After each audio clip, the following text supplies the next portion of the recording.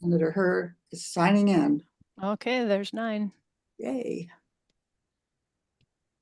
Are we on, Michael? We are live, so whenever you are ready. Good. Chair Thank Gibson. you. All right. Welcome, Commissioner members. And I want to start off with thanking you for being flexible in order to get our meeting today. We have a couple action items that we need to address, and I want to make sure that we get those done today. I just want to first do, and then we need to get off at 10. So I just want everybody to make sure that we're aware of our time. So again, thank you. So with that, Diana, would you take the attendance? Gibson. Present. Gibson present. Hanson. Present. Hanson present. Her Present. present. Acomb. Albrecht is excused. Becker.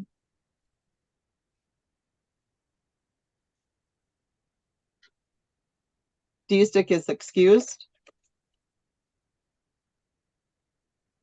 Faber. Faber present. Faber present. Green. Here. Green present. Hollins. Heinzman. Present. Heinzman present.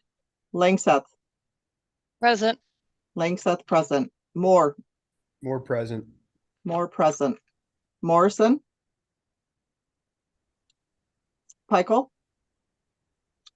Reese. Reese present. Reese present. Westrom. Currently, there are 9 members present.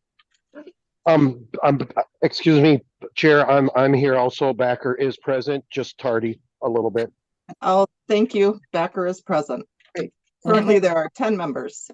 And Diana, I think Morrison was excused. Yes. Okay, Thank good. you. Thank you, everybody. We need an approval of minutes from February 5th, 2024. If any of you have been able to look at them. So moved, Faber. Thank you. Comments about the minutes? In addition, I see Athena is with us now. Welcome.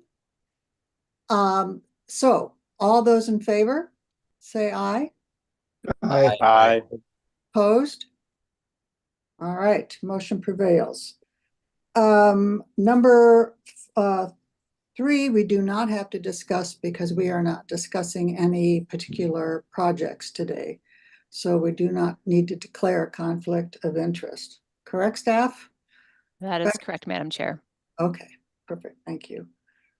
And then number 4, we also do not need to discuss, although I've asked staff to give an update on my replacement. So I'd like to turn it over to the director's report, and we will include number 4 in that item.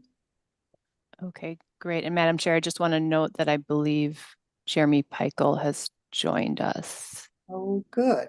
Perfect. Thank you. Great. So, great. Good morning, everybody. And yes, as for the introduction of the new LCCMR member, we do not have a new member at this time. So there'll be no introduction and no election today. So item number 8, agenda item 8 will not be taking place. This is a governor appointment with recommendation from the Minnesota Indian Affairs Council. So it is their process.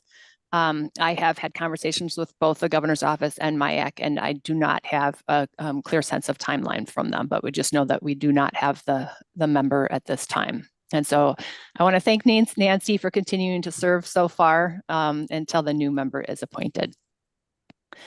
As far as the director's report, we are delighted to have hired 2 new staff to serve in the position of project analyst and grant monitoring specialist. Lisa Bigowet started a little over a week ago and is here today. So I wanted to just give Lisa a quick opportunity to show her face and say hi and get a nice warm welcome from the commission. So Lisa, do you want to just wave and show us who you are? Hi, nice to meet you all. Thanks for having me. Great. And then Tiffany Schaufler will be starting this Thursday. So hopefully you'll have an opportunity to meet Tiffany at our next LCCMR meeting in June. Both Lisa and Tiffany bring knowledge in natural resources management as well as experience with grant management. And we're very delighted to have them. Staff especially couldn't be happier with additional assistance.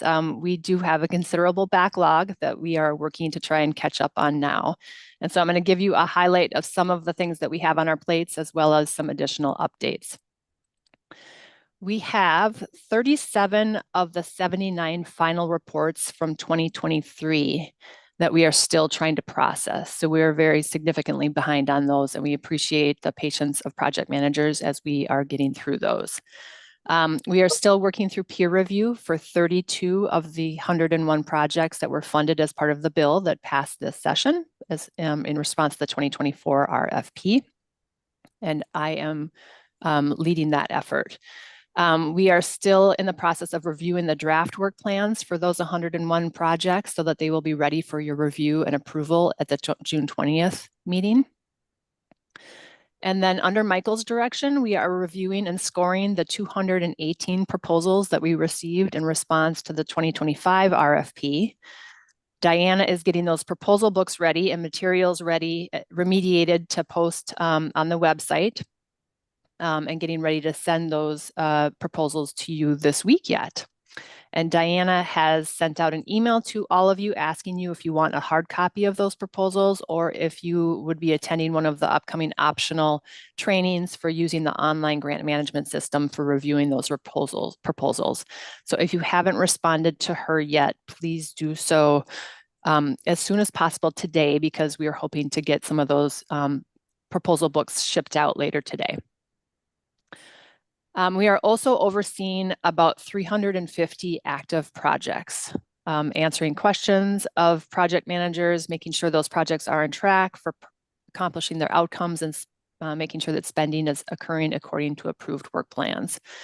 Tom Dietrich, who joined us in October, has been able to take on some of this work with his own portfolio of projects, as well as provide assistance to the rest of us, which we greatly appreciate.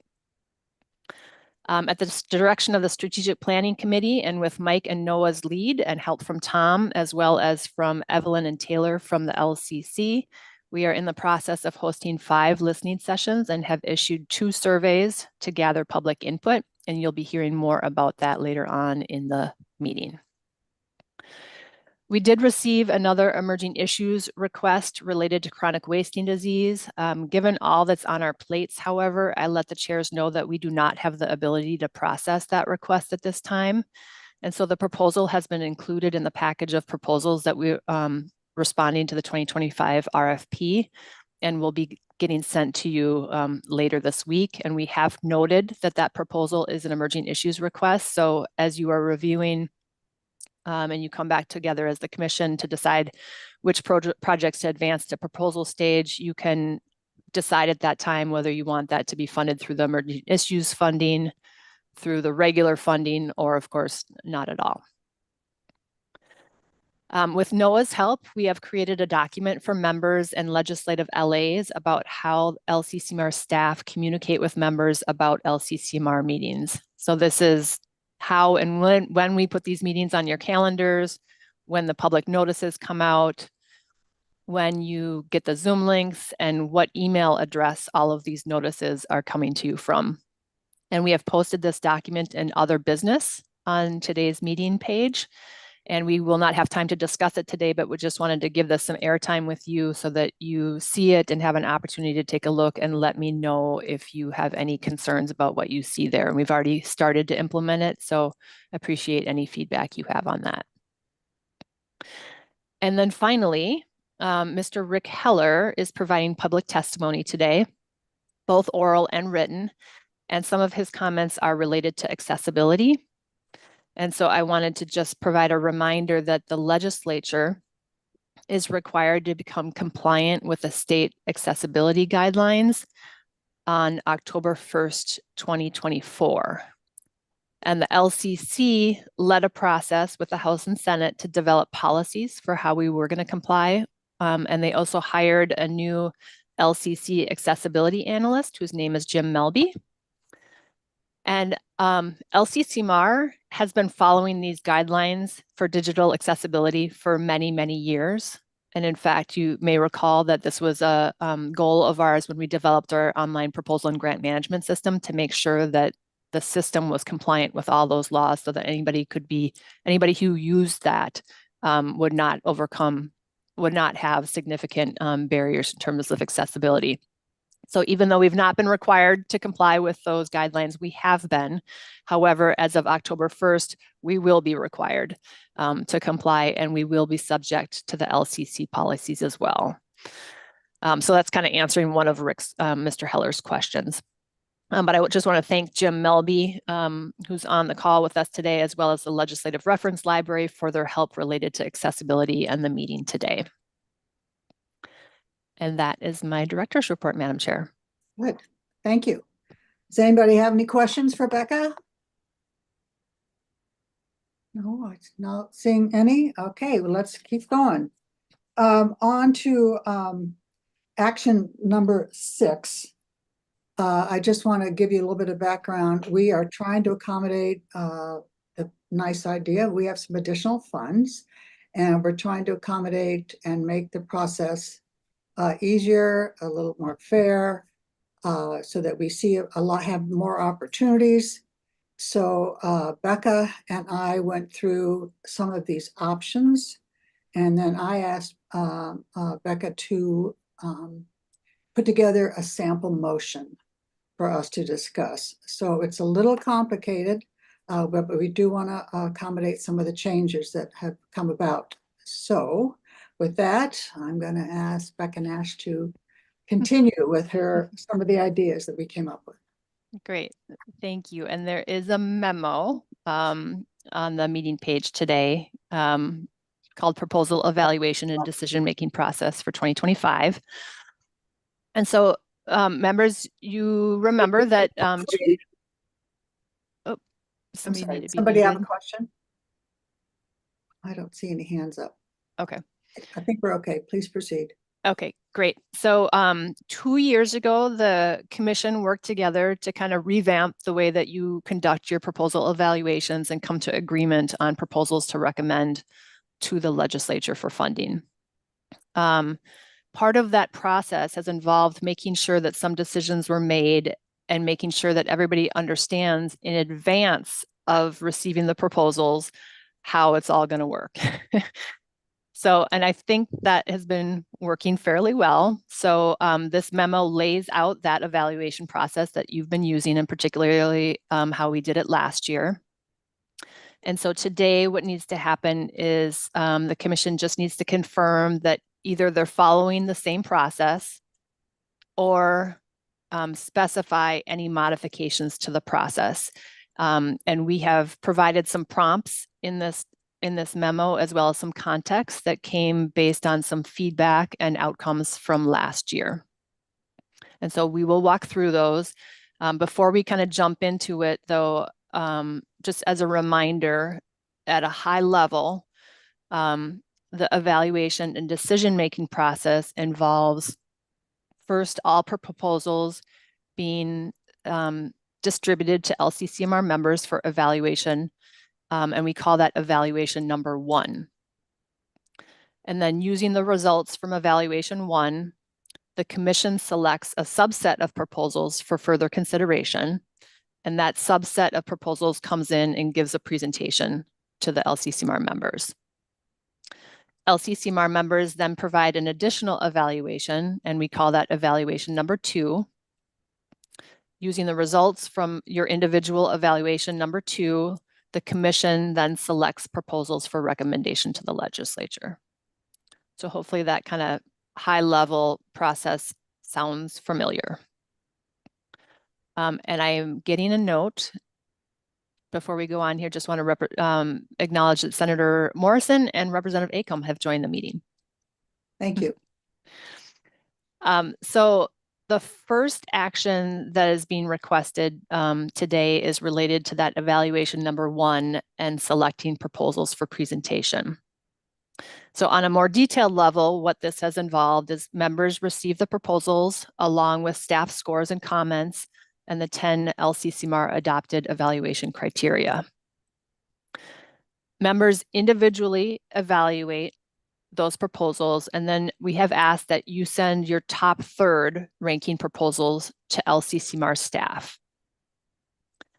LCCMR staff then aggregate all that, the top third of all of your proposals. We aggregate those, and then we sort the proposals in order of high to low according to the number of members that selected those proposals.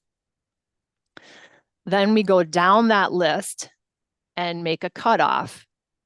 And the cutoff has been, at least last year, was the top 80 proposals. And the proposals above that line get invited for presentation. The proposals below that line are no longer considered for funding. We have a rule here about, if that 80 cutoff ends up in a group of proposals that was selected by the same number of members, we'll either round up or round down to get as close to 80 as possible. And then the House and the Senate and the citizen members, each of those three groups have gotten together and each elected to select up to 3 additional proposals for presentation. So that has potential to add up to 9 additional presentations that were being heard. So that's kind of the basic process that has been followed, and you can decide today as the commission that you want to follow this process exactly like you did last year. That's one option that you have. Another option would be to make one or more modifications. The first modification we're mentioning is for step 2. This is when we ask members in your individual evaluations to select the top third of proposals. We have heard feedback that members would like, some members would like to be able to select more than their top third to advance to staff. And just to clarify, this is not the number of proposals you will have. This is just the number of proposals that each individual staff member sends, individual LCCMR member sends to staff to put in the mix for this scoring high to low. We can't really predict what impact this will have. If you think of the results coming out of evaluation 1 as a bell curve, this may stretch out the bell curve a little bit and make it easier to distinguish where that cutoff should be.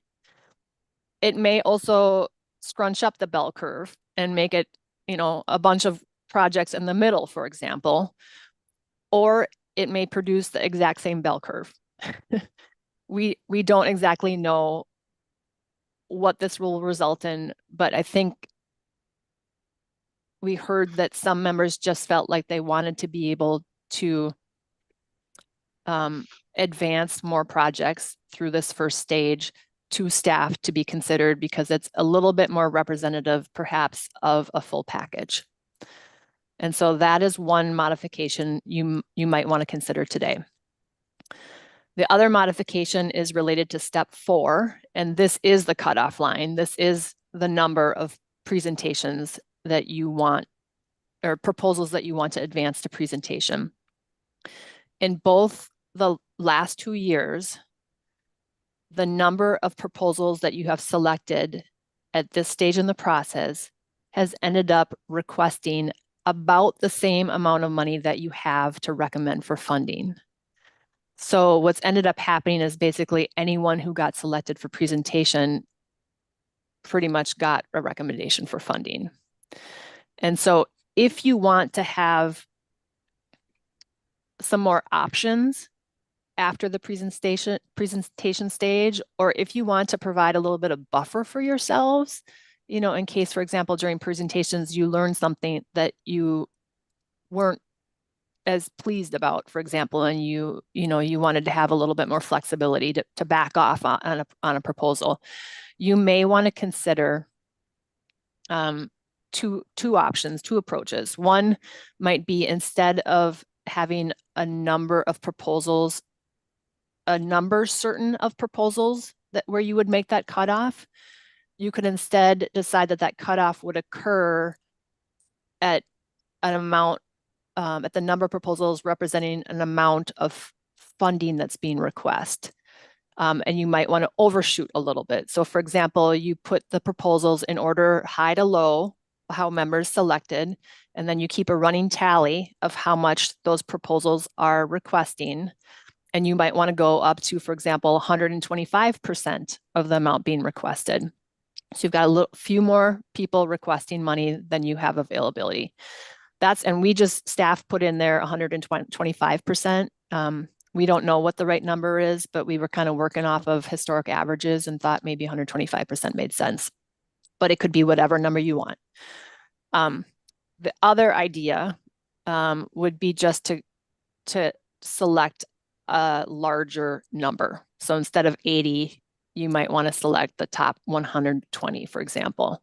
Again, this could be whatever number you want, but the downside of that second approach is that it still wouldn't guarantee there are more requests than funds available, because, for example, if a lot of small projects made it into your top 20, top 120, they might not have asked for the full amount. On the other hand, if there are a lot of large projects that got included in that hot top 120, then you probably are more guaranteed that they're going to be requesting more than you have available. As context, in the last 5 years, the number of presentations has ranged from 86 to 120, or 85 to 126, with the average being 102. The total amount requested by those presenters, wherever you've cut that line, we've gone back and calculated, and they've requested from 105 to 208% of the amount available, with the average being 143%.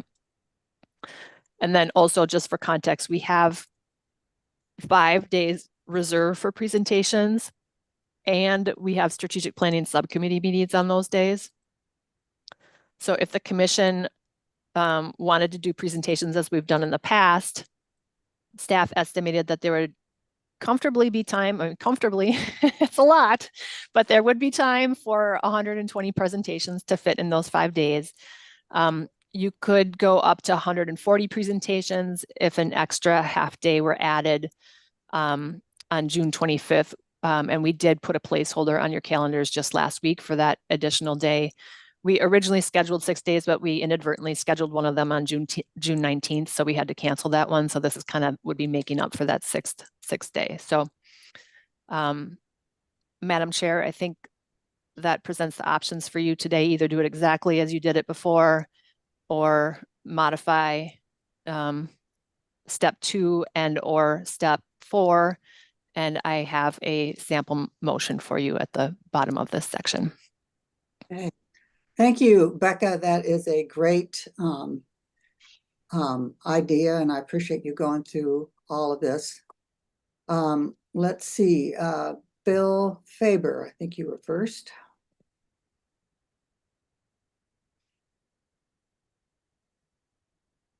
Make sure, okay, there we go. Yes. Thank you, Okay. Madam Chair.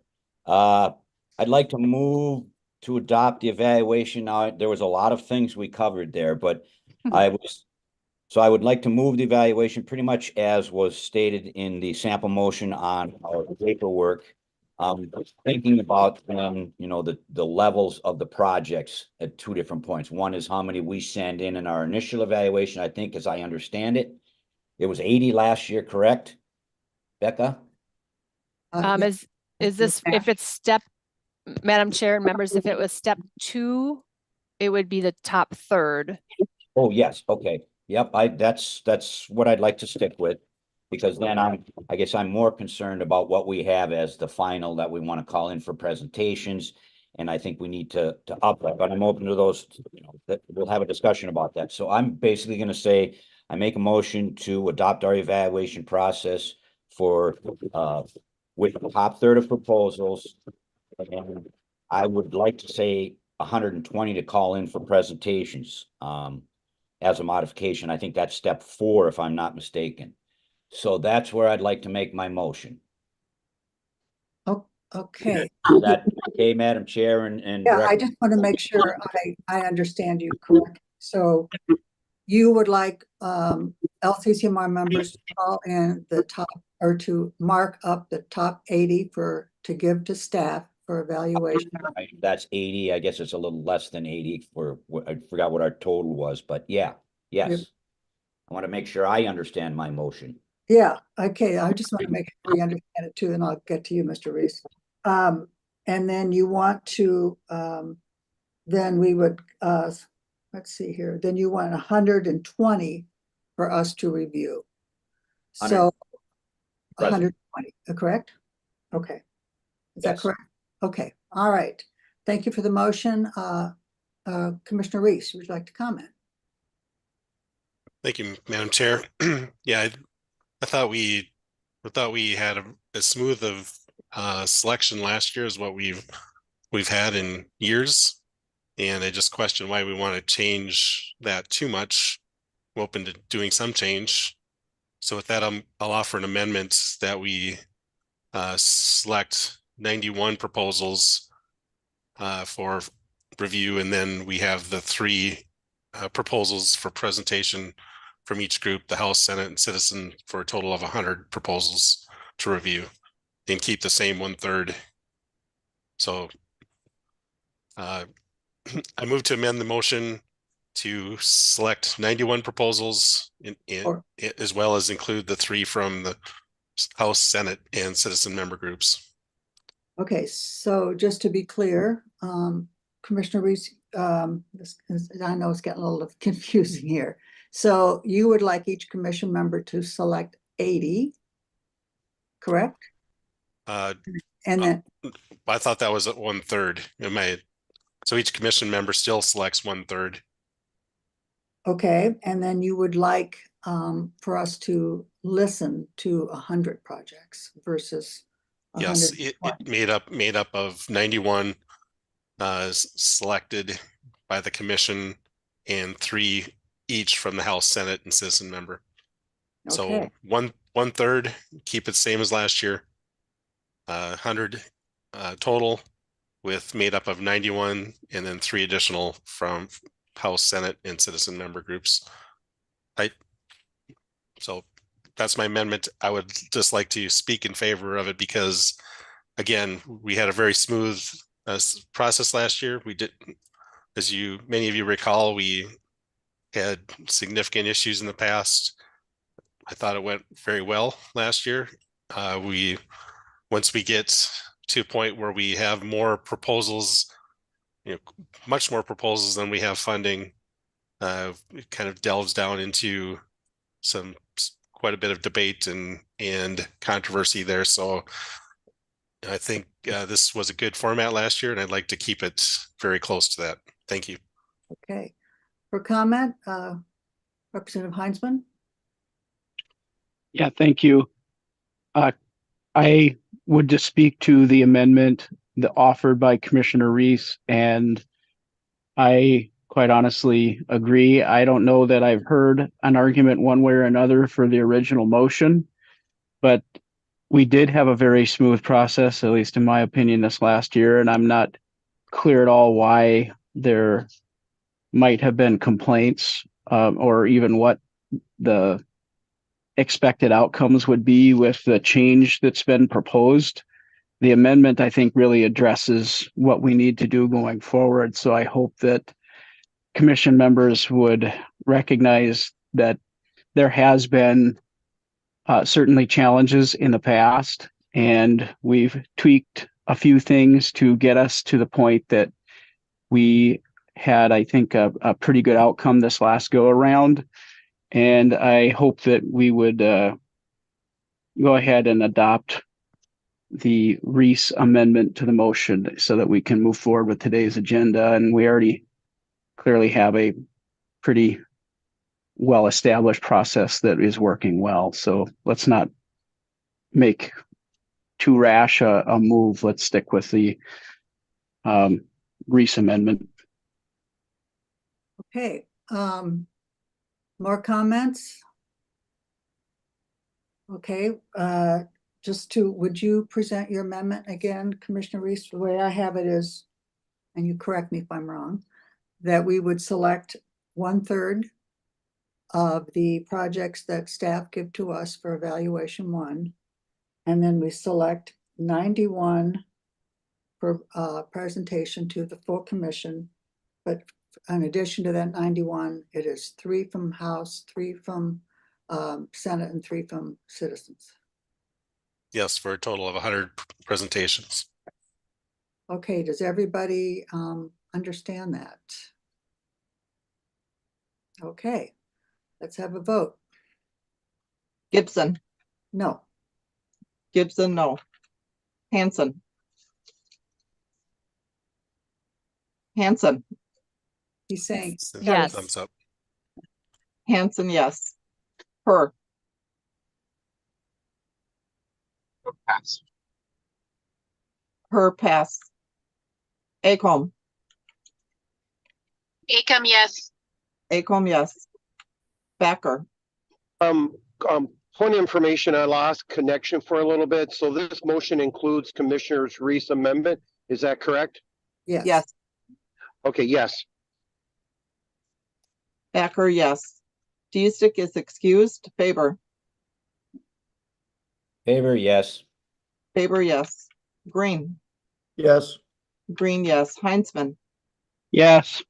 Heinzman, yes. Hollins, Yes. Hollins, yes. Langseth, Langseth, yes. Langseth, yes. Moore, More yes. Moore, yes. Morrison, Morrison, yes. Morrison, yes. Pikel, Pikel, yes. Pikel, yes. Reese, Reese, yes. Reese, yes. Per, Yes. Per, yes. Currently, there are 13 yes, 1 no. Okay, thank you. Motion prevails. And thank you, everybody. It's a little confusing. So just to reiterate, 1/3 of the proposals, you select 1/3. I think there's 218 coming to you. And then we will have 100 presentations, and that includes the 3 from the staff, from Senate, House, and citizens. Okay, so that is good. Thank you for getting that done. Let's go on to And action. Madam Chair, I think we need to go back to the main motion too, unless the, Oh, I'm sorry. You're unless, absolutely right. I'm so trying to get everything done here, please. unless Yes. that, unless that motion is withdrawn.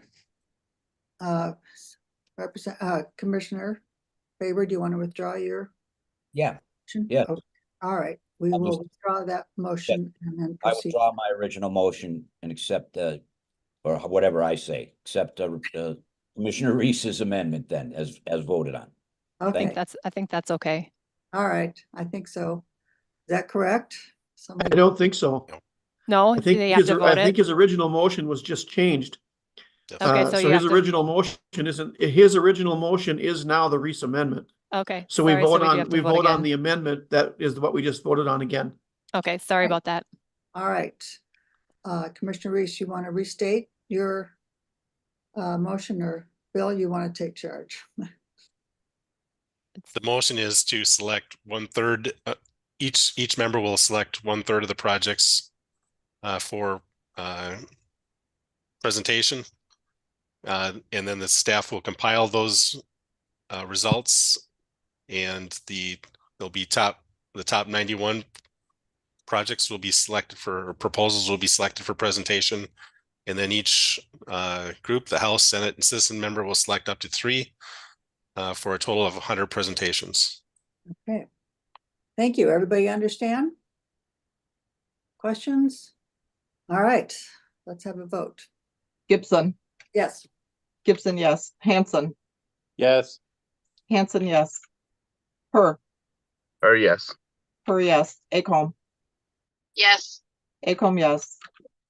Albrecht is excused. Backer, Backer, yes. Backer, yes. Deestick is excused. Faber, Favor, aye. Faber, yes. Green, Yes. Green, yes. Heinzman, Yes. Heinzman, yes. Hollins, Yes. Hollins, yes. Langseth, Langseth, yes. Langseth, yes. Moore, More yes. Moore, yes. Morrison, Morrison, yes. Morrison, yes. Pikel, Pikel, yes. Pikel, yes. Reese, Reese, yes. Reese, yes. Westrom is absent. Currently, there are 14 yes, 0 no. All right, motion prevails. Thank you very much.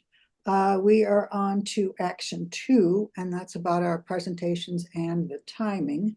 So I'm going to turn it back to Ms. Nash, if that's okay, if you want to go through some of those notes.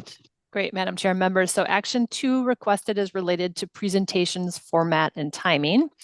And again, we've modeled this just on what we did last year. The presentations would be held by Zoom for presentations would be held by Zoom for the presenters to save time, provide flexibility, and make participation easier for proposers.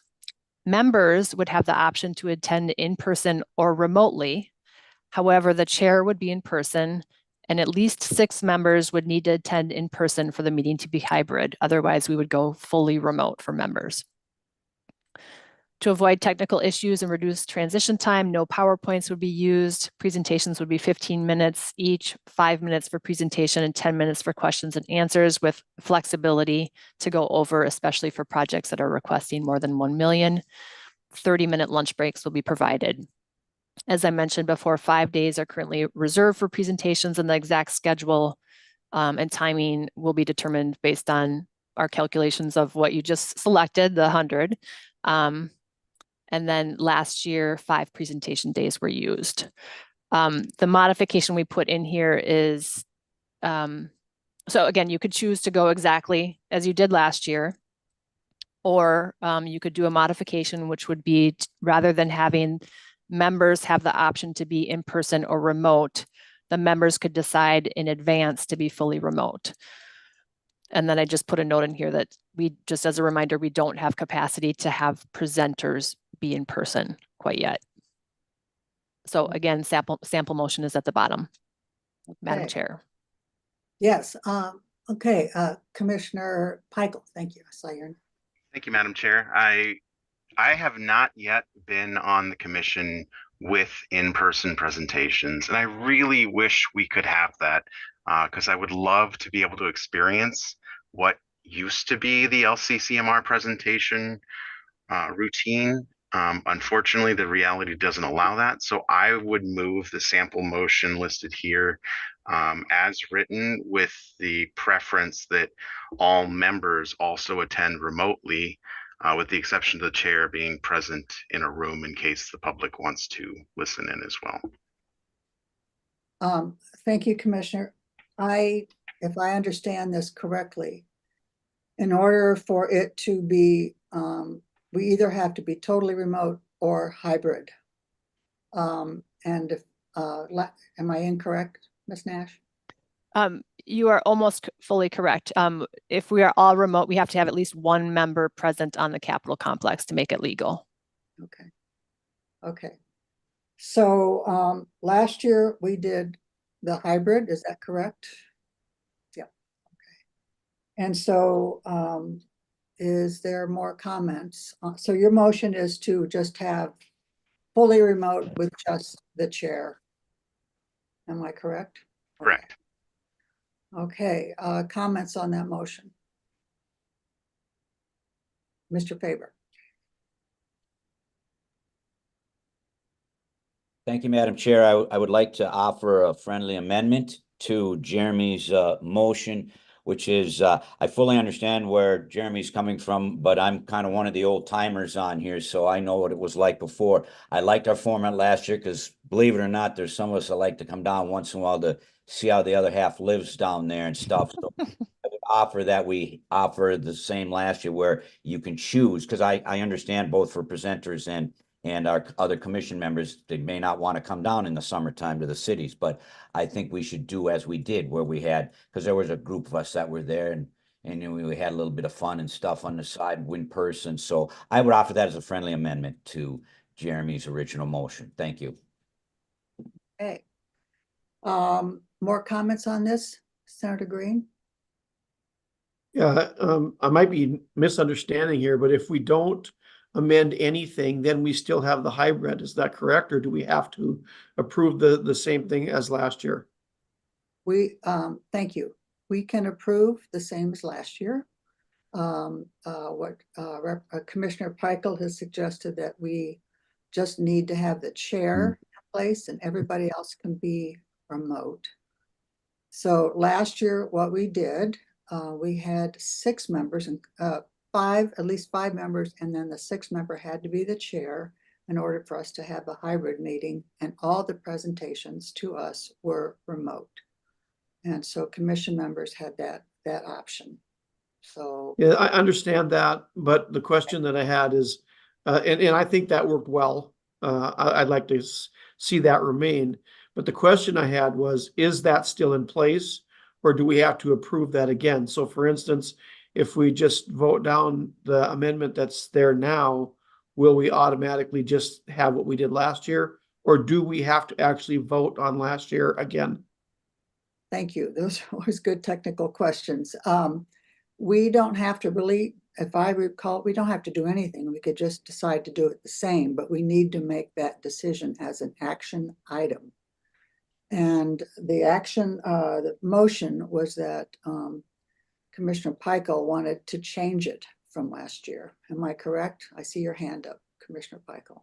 Yes, Madam Chair, and I'll accept the amendment proposed as friendly. I just struggled with the hybrid component, being able to see the presentation and follow along. I didn't appreciate the hybrid environment as much, and I must be alone in that. So I'm happy to receive that as friendly and allow for hybrid given the conditions listed here, so that it's identical to last year. Okay, thank you. Let's see, Representative Hansen. Just and I don't know if we have council on the Zoom, but to clarify, the effect of the Peichel motion is the status quo as last year, the same as last year. Yes. Okay. Commissioner Langseth.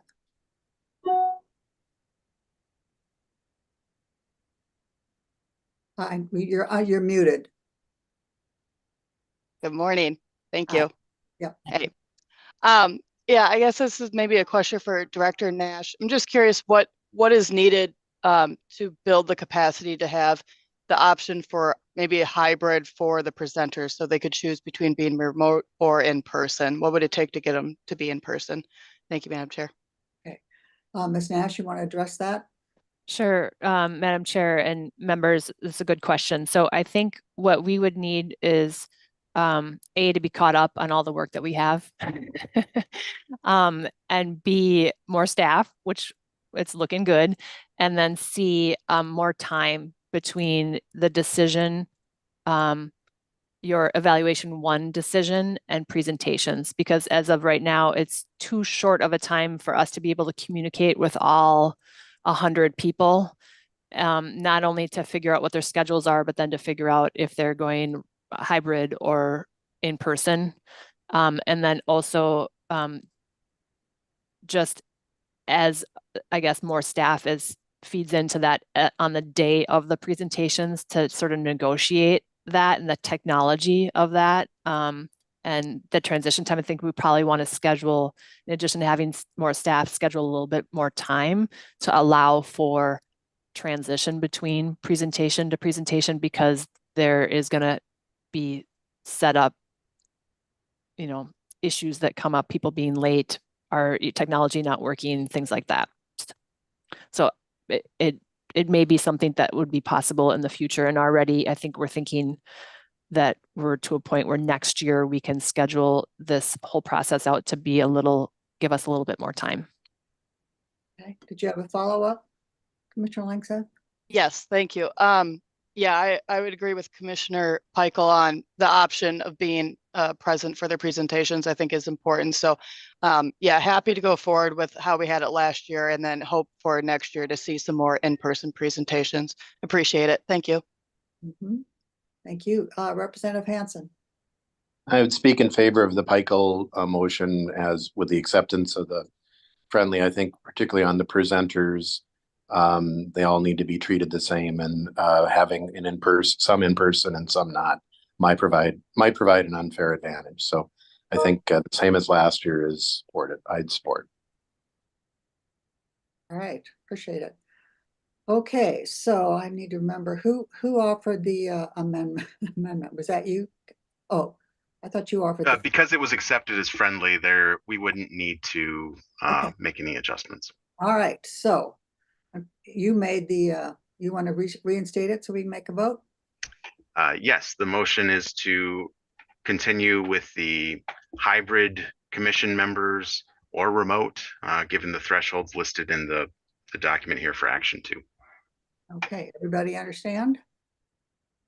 All right, Diana, you want to take the poll here? Gibson, Yes. Gibson, yes. Hanson, Yes. Hanson, yes. Per.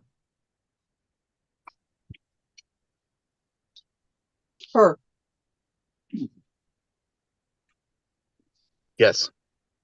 Per, yes. Acom, yes. Acom, yes. Albrecht is excused. Backer, Backer, yes. Backer, yes. D-Stick is excused. Faber, Faber, aye. Faber, yes. Heinzman, Yes. Heinzman, yes. Collins, Yes. Collins, yes. Langseth, Langseth, yes. Langseth, yes. Moore, More yes. Moore, yes. Morrison, Morrison, yes. Morrison, yes. Pikel, Michael, yes. Pikel, yes. Reese, Reese, yes. Reese, yes. Westrom is absent. Currently, there are. Diana, Yes. you might want to call in Senator Green unless I missed it. Oh, I'm sorry, Senator Green. Yes. Senator Green, yes. Currently, there are 14 yes, 0 no. Great, thank you. The motion prevails. Thank you very much.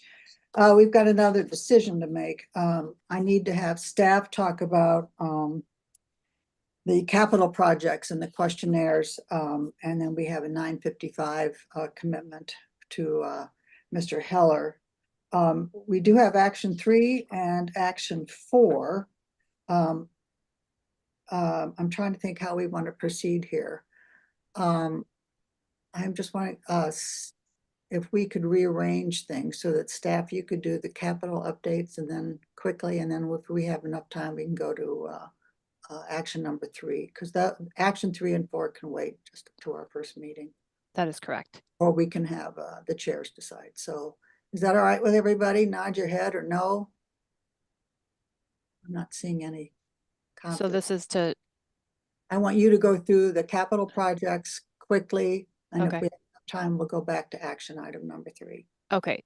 Okay, great. So moving off the memo and now back onto the agenda where there were 2 attachments. One was called the capital project questionnaire and the other was called the budget addendum. And I am not going to spend too much time on this, Madam Chair, today, other than to say that these 2 documents were tools that LCCMR staff created. And this is actually one of Tom Dietrich's first assignments, and we're pretty proud of what was produced here.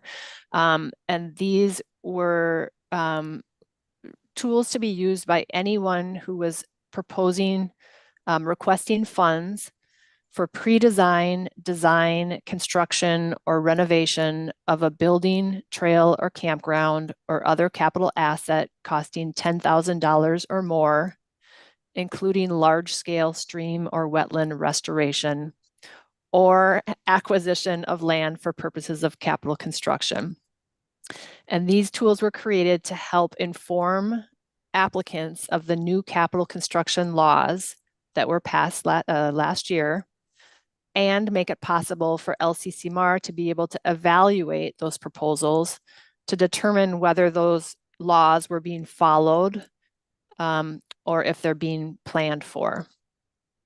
And so completing both of these documents was required for proposal submissions. Not everybody complied, and not everybody indicated that the required processes were being followed. So we just wanted to give you a heads up about this, let you know that the staff's comments and scores will reflect these factors. And then if you have any questions about these, especially while you are reviewing proposals, please feel free to reach out to staff to gather more information. Okay, I think Commissioner Reese, you had your hand up first. If you have a question for Ms. Nash. Yes, thank you. Thank you, Madam Chair.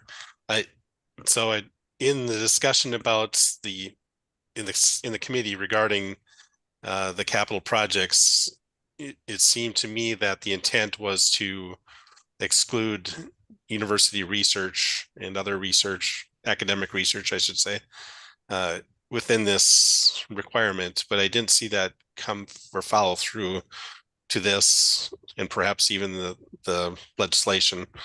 So I was just curious where that is, and if that is the case, were there some on the research side that did not follow the process? Just concerned about how staff scoring will impact that. Yep. Thank you. Ms. Nash, you want to respond? Yeah, Madam Chair and members, I think, so I'm trying to think, Commission Member Reese, about how that was communicated, and maybe it was not communicated as well as it could have been. I would say that in staff scoring and commenting, we did not expect these two documents to be completed by research. Okay, thank you. So yeah, and it's kind of because the research it's usually like a demonstration, and it's usually on, like, you know, in a university space. It's not something out in the community that's going to need to be permitted and all those kinds of things. So we did not expect that the research demonstration projects needed to complete these. Madam Chair, just quick follow-up. Please. Will that, so that will carry through with staff scoring then as well? Correct. And recommendations. Okay, thank you. Correct. Commissioner Peichel. Thank you, Madam Chair. I want to make sure I'm understanding that failure to complete these forms and things during the proposal phase is not a red flag or a critical failure. It would be resolved by policy before execution of any award. That realistically, there would not be necessarily a scoring impact from that, given this is the first year of implementation. Is that correct? I'm going to have Becca, Ms. Nash, respond to that, but I understand it differently. Yes, so as far as I understand, they did not fill out the forms correctly, and I know staff did everything they could to get them to do that. And if they still had a problem, the score reflected that. Is that correct, Ms. Nash? Madam Chair and members, I think, yeah, in its most simplistic form, that is true. We're not disqualifying people for not having submitted these. Those proposals will still advance to you, and you will be able to see who submitted them and who didn't. I think there are, you know, yeah, there were some, and we are, I should say, we are following up with everybody who did not submit to find out why they did not. So hopefully we can also provide that information to you. But there were some proposals where not having completed the questionnaire and budget clearly resulted in not enough information being provided to us to be able to evaluate. There were some instances where it seemed as if they even probably reviewed and took into consideration what's included in the questionnaire and put that in their proposal. And so those probably weren't discounted as much, because it looks like they kind of met the spirit of the law if they had not met the letter of the law. And so it was sort of a gradation of impact on the scores depending on the severity and depending on what the proposal included. One thing clearly that did impact projects was if they did not attach the budget addendum, and then they also did not identify the 25% match that they were required. That definitely resulted in reduced score. Okay, Representative Hansen. Yeah, these are legal requirements now. They were passed by the legislature last year. They were debated fully. We've had a year of, last year we did not implement the capital projects requirements to give time. This year It was in the RFP. It was a requirement with the RFP. So there is staff scoring, and I think that commission members also can look at that when they evaluate to make that decision on compliance with the law. Thank you. Senator Green, if you can make it really quick. It is very quick. I've got someone at my door, so I have to jump off the meeting, so I apologize. Just letting you know. Okay, perfect. All right. Everyone, we're not going to get to the action items 3 and 4. I'm going to ask you to please read it and get your thoughts back to staff. And if you're in agreement, the co-chairs can make some recommendations for the next meeting. Does that sound doable? We'd really like your input. And that would be great. And if you want to make a motion on that, or you want to shake your heads. Okay, sounds like everybody's all right. Okay, thank you. And we have a presentation from Mr. Heller. And then just to let you know, at 10 o'clock, we are signing off. Oh, I'm sorry, Becca, you had a question? Mike Campana has an update on strategic planning first, I believe. Oh, I'm sorry. You're right. I'm trying to get everything done. I'm sorry. Mike, please, if you can make it quick as well. Yes, Madam Chair, I'll make this very quick. So we're almost at the end of the public engagement process for strategic planning. It's been going very well. We have 3 upcoming listening sessions on May 3rd and 4th, one in Brainerd around lunchtime, one in Detroit Lakes in the early evening, and one in the morning in St. Cloud. I just wanted to remind members of that and encourage you all to try and get the word out about those. We've had really good participation so far, but we are a little concerned about how much attendance we're going to have at those. So if you know people in that area, if you have networks in that area, please get the word out about this. It would be very helpful. We want to hear from people, and we've been getting great hearing from a lot of people so far. So I just wanted to emphasize that. And I'll just end it at that to keep it short. All right. Thank you very much, Mike. I attended the one last Friday, and it was a very enriching experience, and I really appreciate the staff doing that. So, all right, on to you, Mr. Heller. Thank you for coming. Okay, are you ready to go? Is that Mr. Heller? I got okay to talk? Yes, please. Please proceed. Thank you for coming. Yes. Hi, members of the LCCMR. This is Mr. Heller at the Minnesota Library using their system on Zoom today, the 29th of April. I unofficially represent the twice exceptional and people with print disabilities. Last year, the governor changed the word handicap to print disability. In 2013. Minnesota Statute 120B, they added twice exceptional to the gifted education programming statute for students. I come to testify for some of the handouts that have been made accessible, Agenda 10. And other than reviewing that, to plug this into your I believe it's a 5 or 7 year strategy plan. The legislature wants to be digitally accessible, meaning with screen readers and Braille, by October 2024. It's item, if your strategy plan again would include and I don't believe it has tracked the outcomes for the English as a second language, economic disadvantage, and minorities, and twice exceptional. Twice exceptional is yet to be defined. Hopefully soon it will be.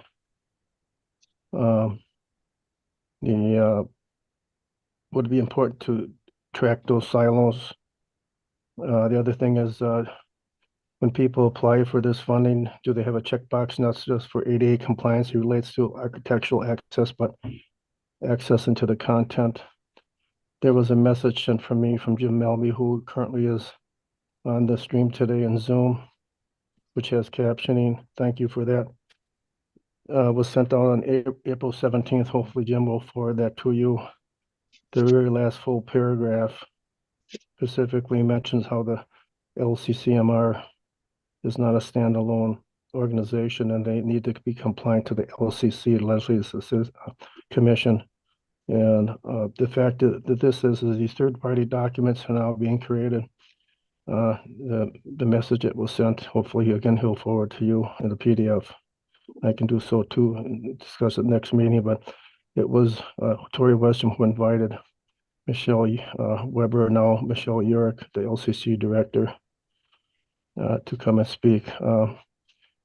I don't believe Jim wants to address the LCCMR, but again, when it comes to policies and procedures and protocol and rules, what have you, how to have third parties that use these lotto dollars be made fully accessible for the public at large.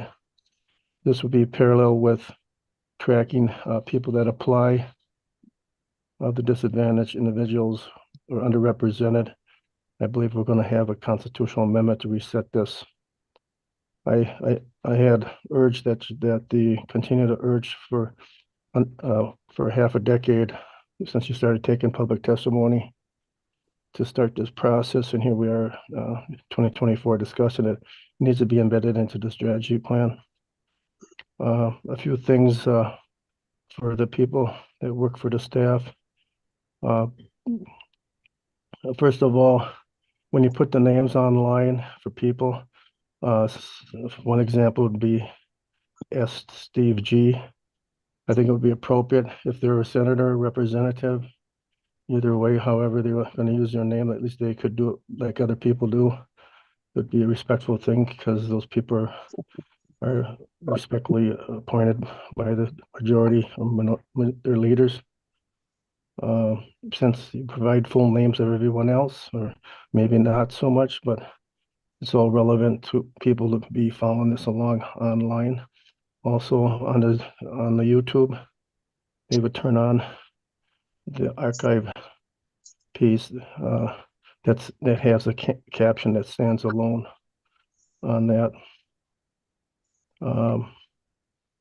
Basically, Mr. Heller, the 5 minutes is up. I'd like to give you just another quick 30 seconds if there's anything else you want to add, and I want to have staff be able to comment about their compliance. We do that? I guess at this point, no, maybe I'll follow up again if I hear back.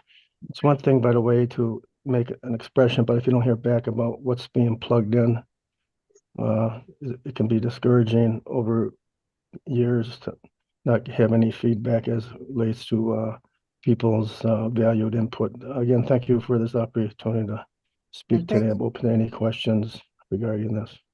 Thank you, Mr. Heller. I greatly appreciate your tenacity on this. We've had several presentations from you. Thank you. Ms. Nash, you want to make a quick comment about that? Sure. So again, we will be subject to the new laws as of October 1st and subject to LCC policy on those. The comment about providing a check box or flagging somehow proposals that are coming to you from people with English as a second language, that is something that we've not taken up, but that is something that members may want to consider, and it's something that you might want to fold into your strategic planning discussions. We will make the strategic plan fully accessible when that document comes out. As for people's names on their Zoom boxes, that is a very good point. I think I'm hearing Mr. Heller say that could we have everybody's names be fully spelled out, and then perhaps if you are a senator or representative, have that added to your name so that the public is aware who's who. So that is something that we can help do at a staff level if there's support for that by the commission. And then I didn't catch the comment about captions on the archive video online. So Mr. Heller, I might have to follow up with you on that to understand better what's happening. Okay, thank you both. Again, I just want to ask commission members to go over action item number 3 and number 4. Please get your comments into staff if you want to see some of these modifications, and we'll try to discuss it. You may note that the small grants program has been upped to 250. We agreed to do that. But some of the modifications about emerging issues account and legislative discretion need to be discussed. So I will go ahead. We will plan a co-chair meeting to cut some of our thoughts together, but we really need you to contribute to those as well. So any more comments? Rebecca Nash? Not from me. Okay, again, Except thank please reply to Diana's email about books and upcoming training. Yep, that would be great. Okay. Thank you, everybody, for being flexible. And with that, our meeting is adjourned.